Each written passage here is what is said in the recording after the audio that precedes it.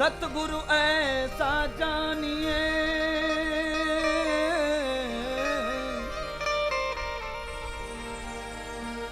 कल्प वृक्ष की डाल,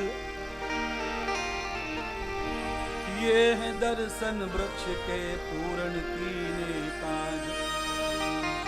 कल्प वृक्ष की छाया में बैठकर जो ध्यान भजन कीर्तन करते हैं उनकी संपूर्ण कामनाएं पूरी हो जाती है। तो भैया सतगुरु के चरणों में बैठकर ध्यान भजन कामना, सतगुरु की आज्ञा का पालन, कभी भूल से भी उनकी आज्ञा ना टूटे, इस तरह कोई भगत रहता है तो सृष्टि में वो चांद को नीचे उतार सकता है। भगत चांद को। सत्य प्रियाम मेध मूलम, दुनिया में जो भी चांद पे गए ना वो भी गुरु की कृपा से गए, जो मंगल ग्रह पे गए वो भी किसी गुरु की कृपा से गए, अपने आप कोई कहीं नहीं जाता है।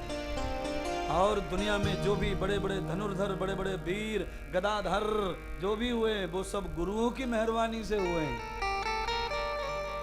इसीलिए जाने गुरु नाही केला त्याचा जन्म वाया गेला।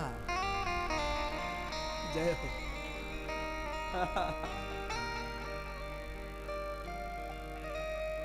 आगे क्या है? मुखाने राम राम बोला। समझ गए, सब समझ गए। मुझे तो आता नहीं है वो, मैंने तो सुना हुआ है, यहीं आके सीखा है।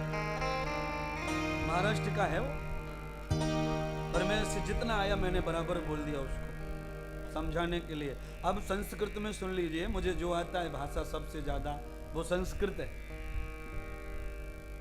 यस्य वेदं प्रियात ब्रह्म सर्वं यस्य धरामति, अर्पणं कृष्णारविन्दं जगतो प्रियात जगत्पिताम्, यस्य मूलो हृदयागनं श्रीकृष्णं वन्दे जगद्गुरुम्। हम सबका वही कृष्ण जगत पिता जगत गुरु है और वो एक है। हमारे जैसे गुरु अनेक हैं दुनिया में, पर जगत गुरु वो भगवान का स्वरूप है। जगत गुरु बंदे, हे प्राणी, उस जगत गुरु की छाया में आकर कोई जन्म और मरण के चक्कर में नहीं पड़ा। विमुंचितम पाप अकिल विषयी यथा मृत्युम च वहता। मरने की बात छोड़िए, कलेश भी जीवन में नहीं आते जिसके, जो भगवान से लगा हुआ है, उस जगत गुरु से, उस कृष्ण से और उस ब्रह्म से, उस राम, उस शिव से, उस दिगंबर से, दिगंबर दत्त से, उस लक्ष्मी, पार्वती, शक्ति, भैरवी, दुर्गा से, उन अनंत मेदिनियों से जो जुड़े हैं, उन्हें क्लेश भी नहीं सताते। सबरी के पास में रहने को घर नहीं है, खाने को रोटी नहीं है, पहचान भी कुछ नहीं है, जंगल में अकेली पड़ी रहती है, पर सदगुरु की आज्ञा का पालन करती है। गुरु बहुत जल्दी मर जाते हैं। 7 साल की शिष्या को छोड़ के मातंग ऋषि की मृत्यु हो जाती है। 7 साल की कन्या, 3 वर्ष की कन्या ने गुरु बनाया सबरी ने, और चली गई गुरु के पास जंगल में।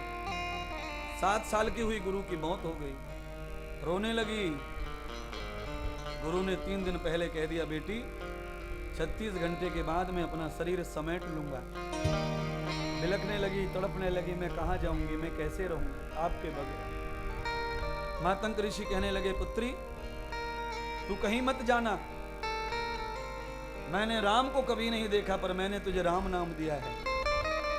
मैं गुरु होके भी राम को नहीं पाया, पर मैं मरते मरते तुझे वचन देता हूं कि अगर तूने अपने मरने के बाद गुरु की आज्ञा को कभी न तोड़ा और राम नाम कभी न छोड़ा तो तेरे घर बैठे राम आ जाएंगे। ये मेरा विश्वास है। हाँ, ये तो भैया पीठ के पीछे की बात है। लोग तो चेला तो गुरु के सामने ही धोखा करते हैं। कैसे भैया उद्धार होएगा तुम्हारा?